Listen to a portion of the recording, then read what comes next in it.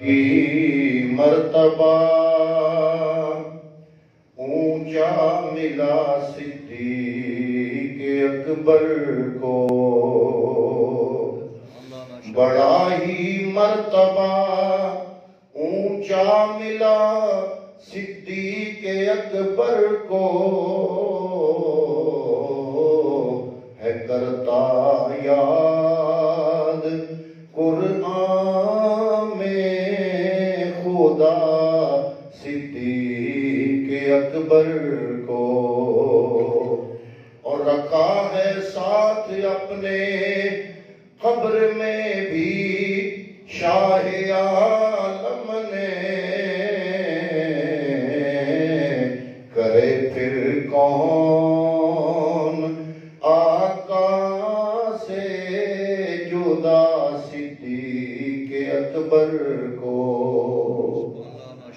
برادران اسلام، انتہائی عزت و تکریم کے لائق حاضرین و سامعین، یہ اسلامی مہینہ جمادی الثانی ہے اور اس کی 22 تاریخ کو رفیق پیغمبر، رفیق شب ہجرت، رفیق سفر، رفیق قدر، رفیق مکہ، رفیق مدینہ، رفیق غار، رفیق مزار، پیکر صدق و صفا، مجسمہ مہر و وفا، حضرت سیدنا صدیق اکبر رضی اللہ تعالیٰ عنہ کا وصال ہے، اور آپ کے اس وصال کی مناسبت سے آپ کے ذکر پاک کے لیے سرنامہ کلام کے طور پر میں نے آپ کے سامنے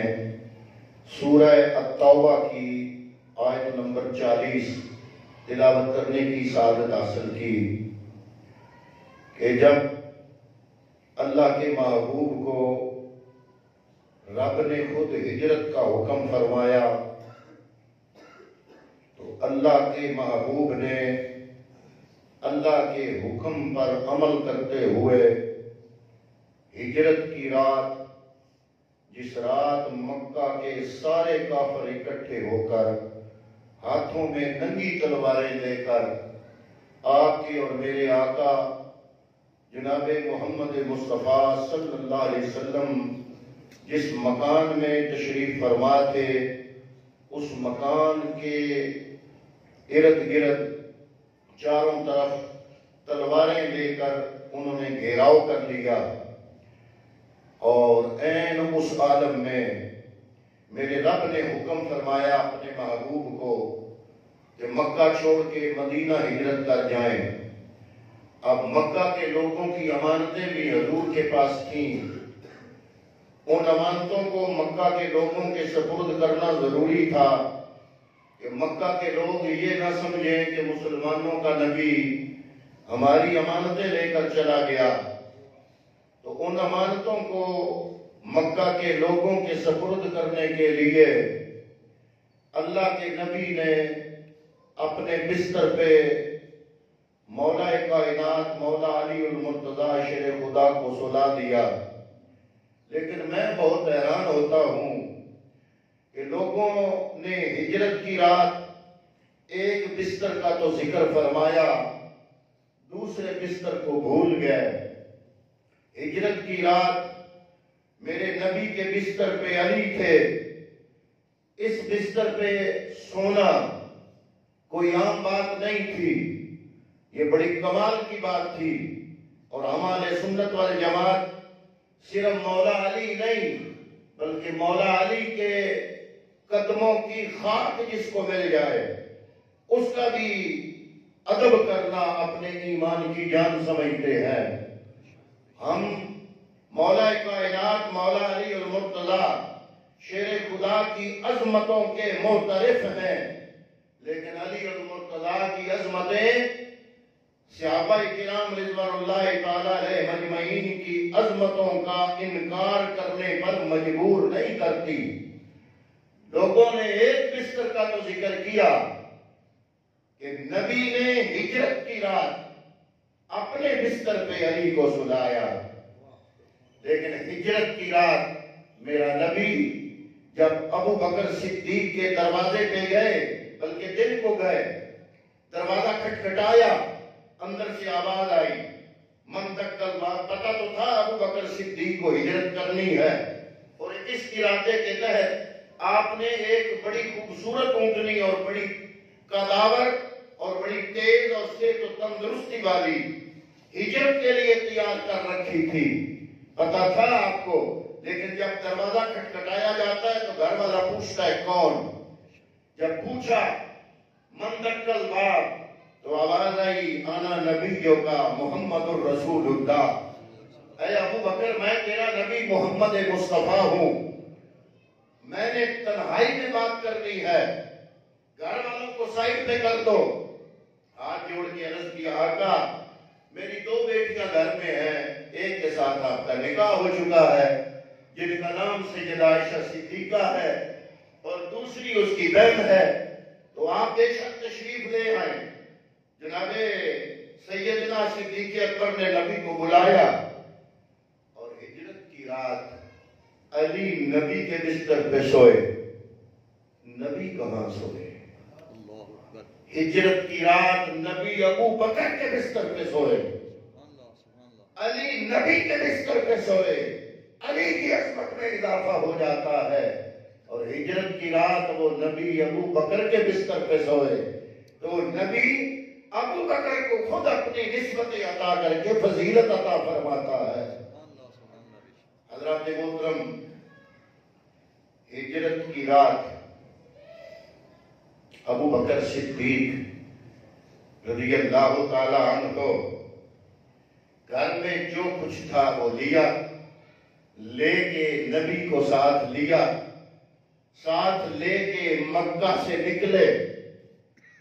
ادھر آپ کے والد محترم ابو قحافہ بھی مسلمان نہیں ہوئے، وہ بڑے پریشان ہوئے، انہوں نے کہا کہ میرا بیٹا ابو بکر نبی پر ایمان بھی لے آیا اور نبی کے لیے گھر بھی چھوڑ دیا، اور گھر میں جو کچھ مال درہم و دینار موجود تھے وہ بھی ساتھ لے کے چلا گیا۔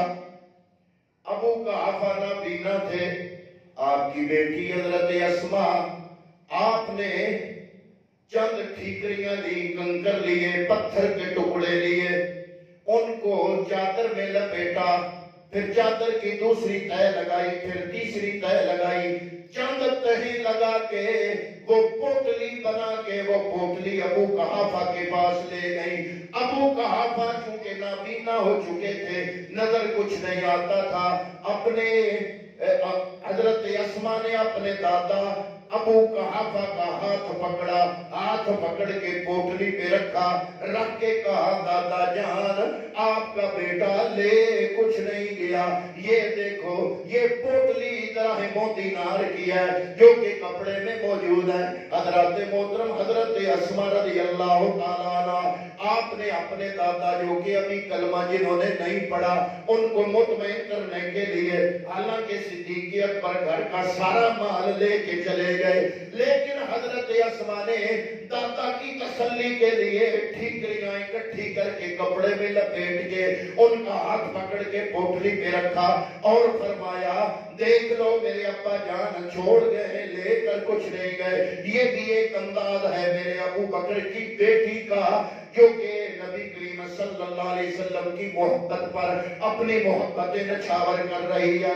حضرات محترم، ہم تو یہ واقعہ بیان کریں تو زبان ہماری بنتی ہے، اگر احادیث طیبات سے بیان کریں تو زبان میرے محبوب کریم صلی اللہ علیہ وسلم کی بنتی ہے۔ میں قربان جاؤں، ہجرت کی رات کا یہ واقعہ مخلوق کے ساتھ ساتھ بیان کرنے والا خالق کائنات خود ہے۔ اللہ نے سورہ توبہ کی آیت نمبر 40 میں خود بیان فرمایا، رب العالمین فرماتا ہے اِلَّا تَنْصُرُوهُ فَقَدْ نَصَرَهُ اللَّهُ، تم نے اگر مدد نہیں کی تو کیا ہوا؟ فَقَدْ نَصَرَهُ اللَّهُ، اللہ نے خود مدد فرمائی۔ حضرات محترم، اللہ نے کیسے مدد فرمائی؟ میں کل رات کو بھی ایک پروگرام میں عرض کر رہا تھا کہ اللہ رب العالمین نے بدر میں بھی مدد فرمائی. جب بدر میں 313 تھے, مقابلے میں 1000 تھے. مسلمانوں کے پاس تعداد بھی کم ہے, اسلحہ بھی تھوڑا ہے. 6 تلواریں ہیں, 8 گھوڑے ہیں, چند زرے ہیں, اور ہیں بھی روزے سے اور بھوکے اور پیاسے ہیں. اور مقابلے میں وہ کافر ہیں جو کہ جنہوں نے کھانا بھی تازہ تازہ کھایا ہوا ہے, جو کہ رجے ہوئے ہیں, سیر ہیں, کھایا پیا ہوا ہے. 1000 کی تعداد ہے, ہزاروں تلواریں ہیں, ہزاروں گھوڑے ہیں, اسلحہ جناب بے شمار موجود ہے. اور کفار مکہ بدر کے اندر اس طرح اسلحہ سے لیس ہو کر آ رہے ہیں, اور مقابلے میں 313 ہیں. جب میرے نبی کے غلام پریشان ہوئے, ہم 313, یہ 1000, ہم روزے سے بھوکے اور پیاسے, اور انہوں نے کھایا پیا ہوا ہے. ہمارے پاس چند تلواریں, ان کے پاس ہزاروں تلواریں. ہمارے پاس صرف 8 گھوڑے, ان کے پاس بے شمار گھوڑے, اسلحہ بھی بہت زیادہ. اللہ خیر کرے. لیکن رب العالمین نے فرمایا وَلَقَدْ نَصَرَكُمُ اللَّهُ بِبَدْرٍ, اللہ رب العالمین نے بدر کے اندر تمہاری مدد فرمائی. یا اللہ مدد کیسے ہوئی؟ اللہ فرماتا ہے کہ رب العالمین نے بدر میں اپنے نبی کے صحابہ کی مدد کیسے کی؟ فرمایا آسمانوں سے اللہ تعالیٰ نے 500 فرشتے نازل فرمائے. اللہ 500 فرشتے بدر میں نازل فرمائے. تو رب فرماتا ہے وَلَقَدْ نَصَرَكُمُ اللَّهُ, یہ فرشتوں کا آنا اللہ کی مدد ہے. بدر کے میدان میں فرشتوں کا نازل ہونا یہ اللہ کی مدد ہے. یا اللہ ہجرت کی رات تو نے کیسے مدد کی؟ فرمایا فَقَدْ نَصَرَهُ اللَّهُ, ہجرت کی رات بھی اللہ نے مدد فرمائی. میں آپ سے پوچھتا ہوں اللہ نے کیسے مدد کی؟ کیا اللہ آسمانوں سے نیچے اتر آیا؟ استغفر اللہ. کیا اللہ ہجرت کی رات آسمانوں سے مکے میں آ گیا, نبی کی انگلی پکڑ کے چلا, یا نبی کو 3 دن کھانا دیا؟ حضرات محترم, میرا نبی اپنے کاشانے سے نکل کے ابو بکر کے دروازے پہ آتا ہے, صدیق ان کو ساتھ لے کے جاتا ہے. تو اللہ فرماتا ہے یہ ابو بکر کا ساتھ ہونا فقط نصرہ اللہ, یہ اللہ کی مدد ہے.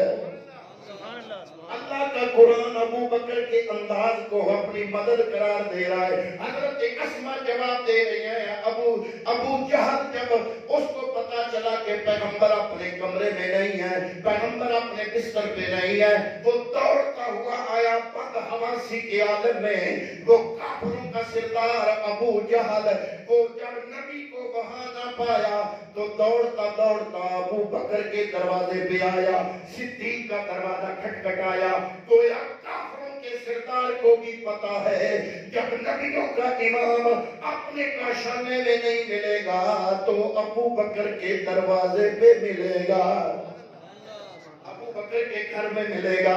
یہ کافروں کو بھی پتا ہے. ابو جان دوڑتا ہوا آیا, دروازہ کھٹکھٹایا, لیکن میرا نبی اور صدیق اکبر تو نکل گئے تھے. حضرت اسما نے دروازہ کھولا, پوچھا نبی کہاں ہے, تیرا ابا کہاں ہے؟ اس نے کہا کہ میں نہیں جواب دیتی, میں نہیں بتاتی. ابو جال نے تھپڑ مارا. ابو بکر صدیق کی جوان بیٹی حضرت اسما کے چہرے پہ خون بہہ گیا. آپ فرماتی ہیں ابو جال چاہے جسم کی بوٹی بوٹی کر دے میں نہیں بتاؤں گی نبی کہاں گئے. کا یہ جواب آ رہا ہے. رب فرما رہا ہے کہ اللہ تنصروہ فقط نصرہ اللہ. اے کائنات والو, یہ اسما کا جواب اللہ کی مدد ہے. ابو بکر کا اپنا بستر نبی کے حوالے کرنا اللہ کی مدد ہے. ابو بکر کا نبی کو اپنے ساتھ لے کے گھر سے نکلنا اللہ کی مدد ہے.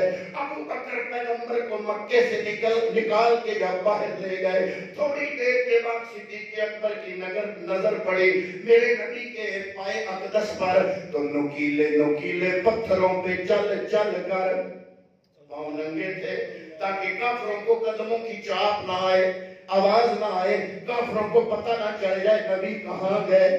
پاؤں ننگے تھے, ننگے پاؤں سے میرا نبی نازک قدموں سے ان نکیلے پتھروں پہ جب چلتا رہا تو ان پاؤں سے خون رسنا شروع ہوا. ادھر ابو بکر کی نظر پڑی. یا رسول اللہ میں نیچے بیٹھتا ہوں, آپ میرے کندھوں پہ تشریف رکھیے. جب میرا نبی ہجرت فرما رہا ہے اس وقت میرا نبی 53 سال ظاہری عمر ہے, کیونکہ 40 سال ظاہری عمر ہوئی تو نبوت کا اعلان کیا. 13 سال مکے میں گزارے. جس رات کو ہجرت کی 13 سال مکے کے اندر ہو گئے. 40 اور 13 53 ایئر, 53 سال 53 سال عمر ہے. اور 2 سال ابو بکر میرے نبی سے چھوٹے ہیں. گویا 51 سال ابو بکر کی عمر ہے. میرے نبی نے یہ نہیں فرمایا کہ 51 سال بڈھا نبی کا بوجھ کیسے اٹھا سکتا ہے. حالانکہ میرا نبی ایک دفعہ اونٹنی پہ سوار تھے, اونٹنی بیٹھ گئی. صحابہ حیران ہوئے, ہاتھ جوڑ کے عرض کی مولا یا رسول اللہ یہ اونٹنی بیٹھ کیوں گئی؟ میرے نبی نے فرمایا وہی کا نزول شروع ہو گیا تھا. نبوت کا بوجھ اٹھانا اونٹنی کے بس کی بات نہیں ہے. جو اونٹنی نبوت کا بوجھ نہیں اٹھا سکی. جب صدیق اکبر عرض کرتے ہیں یا رسول اللہ میں بیٹھتا ہوں میرے کندھوں پہ آئیے, میرے نبی نے یہ نہیں فرمایا اے ابو بکر تم میرا وزن کیسے اٹھاؤ گے. نبی کو پتا ہے کہ نبوت کے سائے میں پلتی ہوئی صداقت, اللہ اکبر, جو صداقت نبوت کے جلوں میں پلتی رہی, جو صداقت نبوت کے سائے میں پلتی رہی, نبوت نے اپنا فیضان اس صداقت کو دے دے کر اتنا مضبوط کر دیا ہے کہ کائنات کے اندر اگر نبوت کا وزن کوئی اٹھا سکتا ہے تو صداقت ہی اٹھا سکتی ہے. ہجرت کی رات ابو بکر کبھی میرے نبی کے دائیں, کبھی بائیں, کبھی آگے کبھی پیچھے. میرے نبی فرماتے ابو بکر ایک طرف ہو کے چلتے رہو. نبی چل رہے, ابو بکر 2 قدم آگے چل گئے, پھر پیچھے آ گئے. گویا ہجرت کی رات ابو بکر جس میں نبوت کا طواف کر رہا تھا, 2 قدم آگے چلے, پھر پیچھے آ گئے, 2 قدم پیچھے چلے, پھر دائیں آ گئے, 2 قدم دائیں چلے, پھر بائیں آ گئے, 2 قدم بائیں چلے. میرے پیغمبر نے پوچھا اے ابو بکر ایک طرف ہو کے کیوں نہیں چلتے؟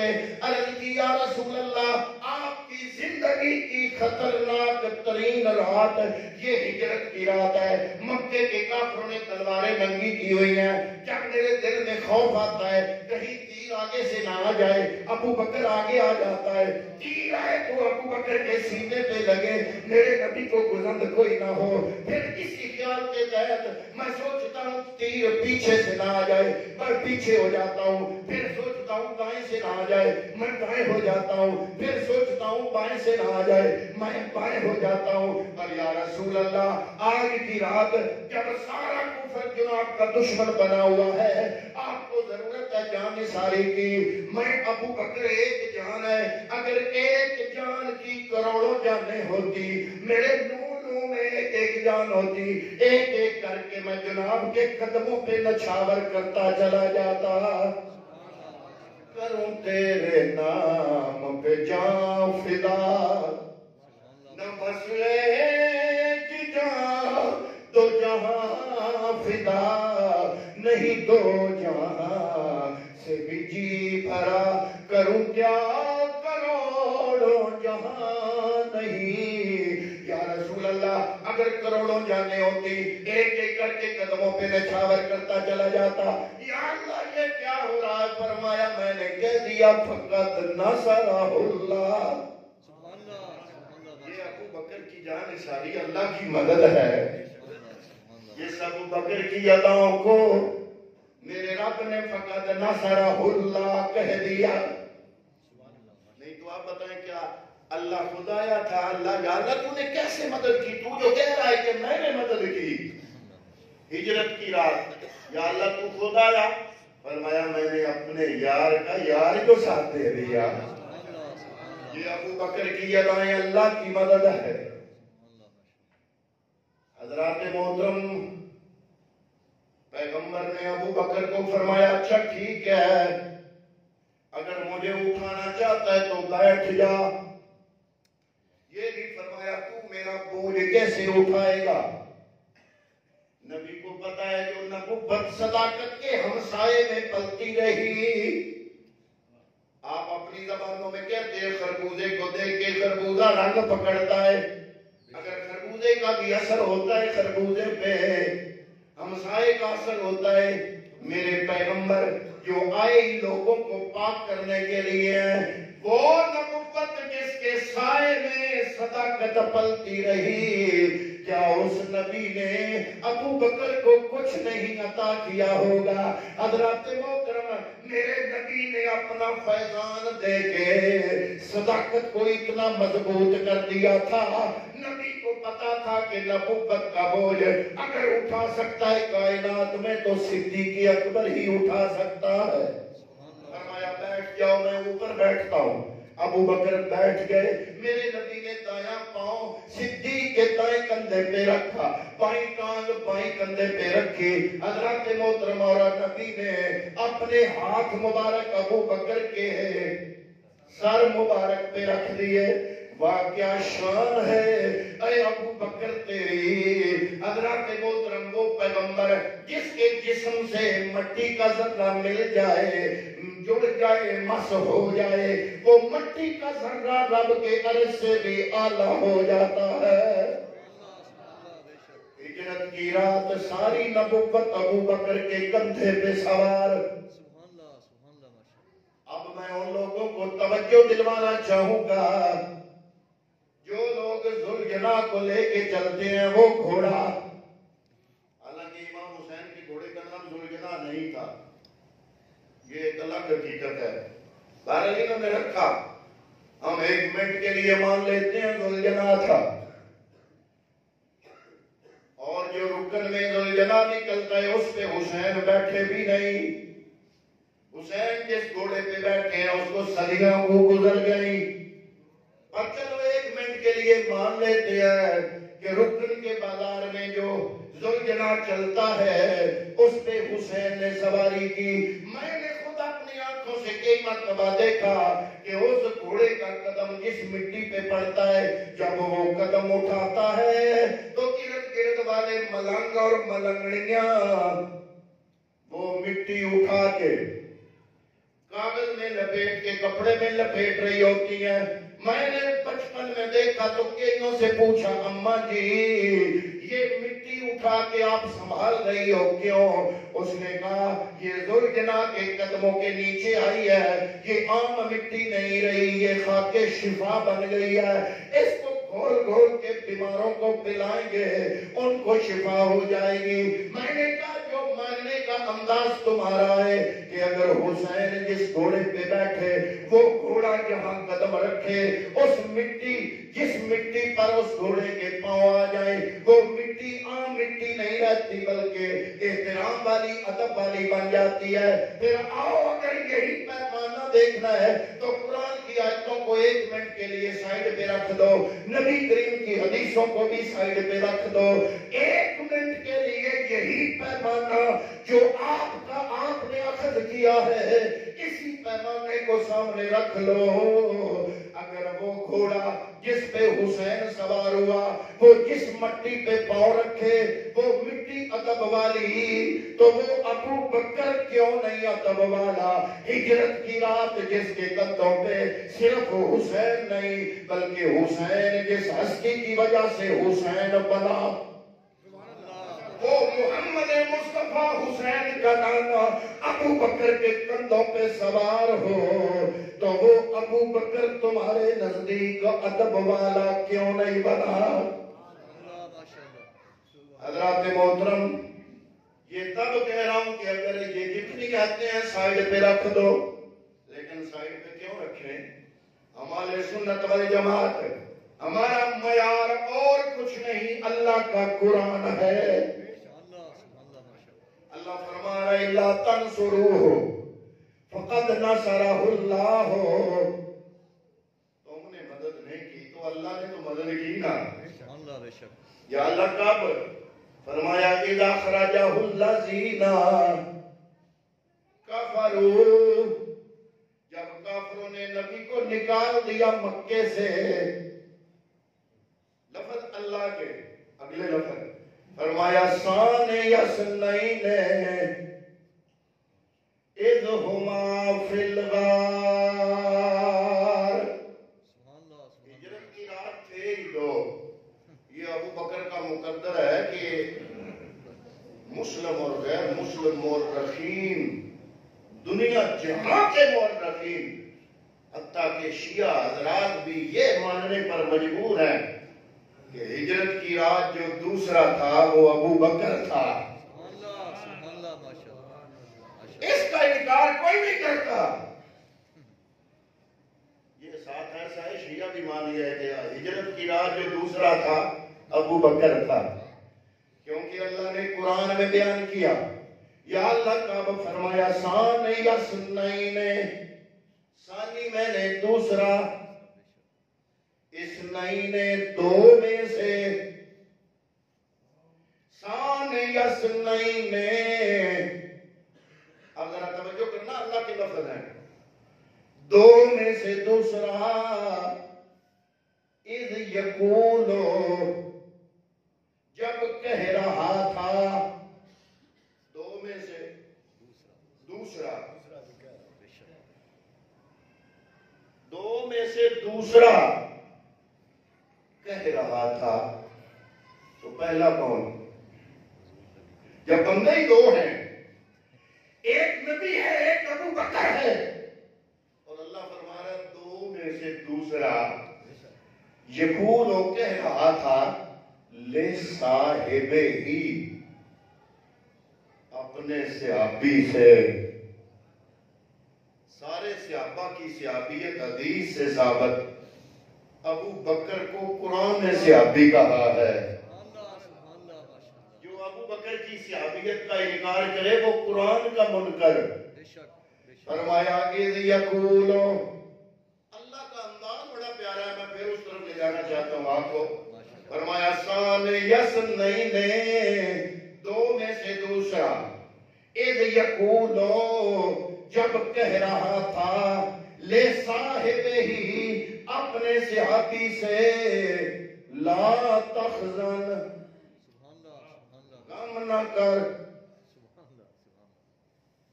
ان اللہ معنا،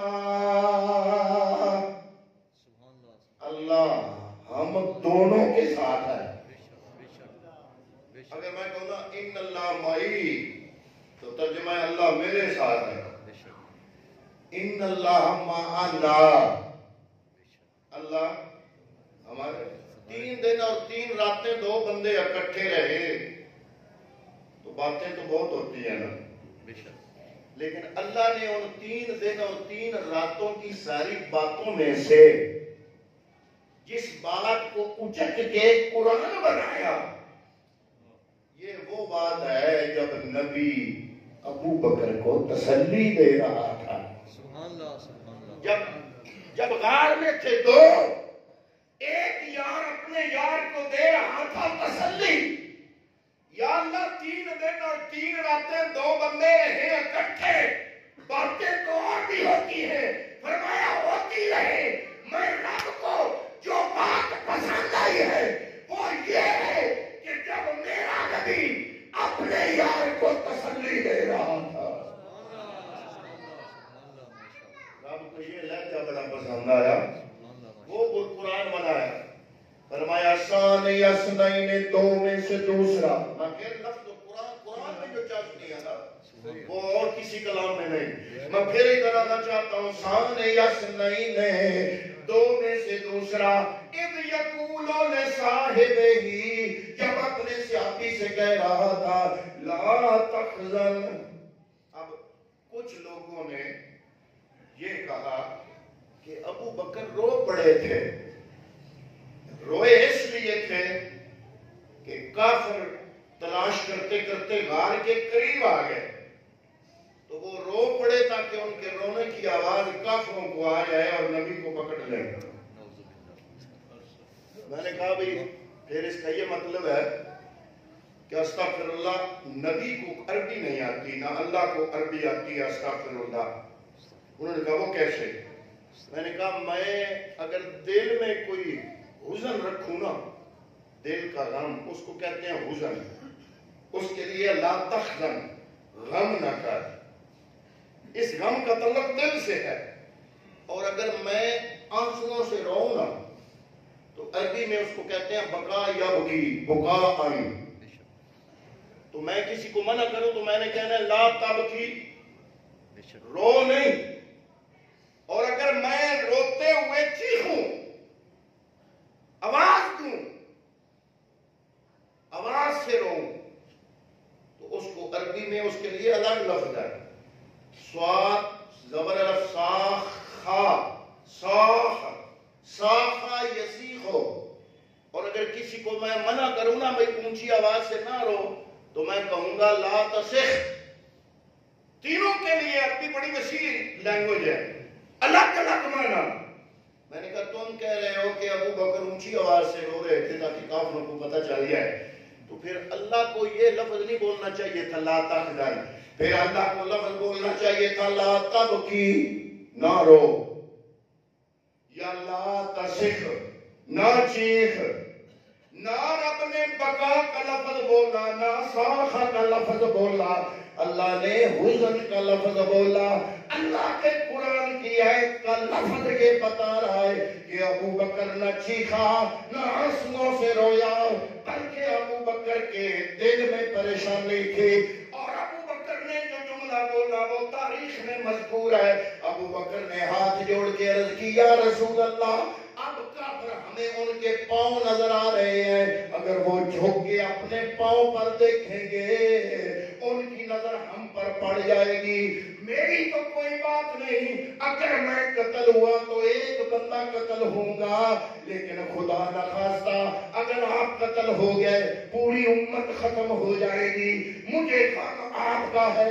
اس لیے پیغمبر نے جب تسلی دی، اے ابو بکر غم نہ کر، میرے رب کو یہ جملہ پسند آیا. تھا جملہ نبی کا. اللہ نے نبی کے جملے کو، نبی کا جملہ حدیث ہوتا ہے، اللہ نے نبی کے جملے کو قرآن کی آیت کا حصہ بنا دیا. فرمایا جب نبی اپنے صحابی کو کہہ رہا تھا میرے یار غم نہ کر، سبحان اللہ سبحان اللہ سبحان اللہ ماشاءاللہ، ان اللہ معنا، اللہ ہمارے ساتھ ہے. اب اگلے الفاظ بڑے قابل غور ہیں، ابھی آیت ختم نہیں ہوئی. فرمایا وَأَيَّدَهُ، اور مدد کی اس کی، اللہ نے. یا اللہ کس کی؟ وہ فرمایا جو غمگین تھا. پیچھے بات دو کی ہے، ثانی اثنین، دو. اب آگے ضمیر دو کی ہوتی تو ہما ہونا تھا، ہما. فَأَيَّدَهُمَا نہیں، فَأَيَّدَهُ، اللہ نے مدد کی اس کی. یا اللہ کیس کی؟ فرمایا جس کو نبی تسلیاں دے رہا تھا. اب قرآن کا لفظ کہہ رہا ہے کہ اللہ کس کی مدد کر رہا ہے؟ جو سمجھو وہ بول رہو. مجھے تو یہ فخر ہے کہ میرا مجمع جو ہے وہ عقل والا ہے، شعور والا ہے، وہ بات سمجھتا ہے. نبی تسلی جس کو دے رہا ہے، اللہ فرما رہا ہے وَأَيَّدَهُ، اس ایک کی میں نے مدد کی. یا اللہ دو میں سے کس کی؟ فرمایا اس کی مدد کی جس کو میرا نبی تسلی دے رہا تھا. گویا اللہ کی مدد کس کو؟ جس کو اللہ کی مدد ہو کوئی ملنگ کچھ بگاڑ سکتا ہے. فرمایا وَأَيَّدَهُ، اگلے لفظ مزید قابل غور. فرمایا وَأَيَّدَهُ بِجُنُودٍ، سپاہی کو عربی میں کہتے ہیں جند. سپاہی کو جند، پورے لشکر کو کہتے ہیں جنود. یا اللہ کیسے مدد کی؟ فرمایا بِجُنُودٍ لَمْ تَرَوْهَا، اس لشکر کے ساتھ ابو بکر کی مدد کی جو تم نہیں دیکھ سکتے. اب ساری کائنات کی بے بسی آ گئی لم تروہا میں. وہ کی سینے نکالنے والوں لم تروہا رب کہہ رہا ہے تم نہیں دیکھ سکتے جن لشکروں کو رب نے ان لشکروں سے صدیق کی مدد فرمائی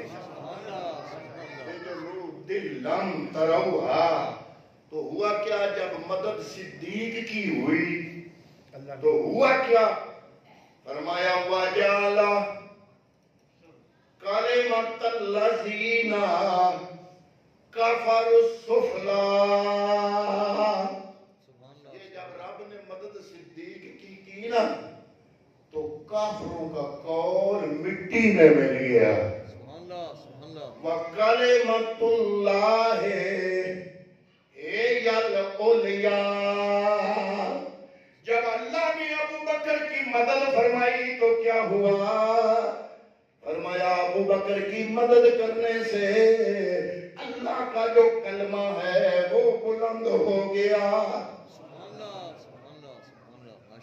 تو یہ ہے رفیق نبوت جس کو ہم کہتے ہیں سیدنا صدیق اکبر رضی اللہ تعالیٰ عنہ اسلام کبھی بھی نہ پھیلتا اگر ابو بکر مصطفیٰ کا ساتھ نہ دیتا تو دعا ہے کہ اللہ تعالیٰ ہمیں صحابہ کرام کی عزت و عظمت کرنے کی توفیق عطا فرمائے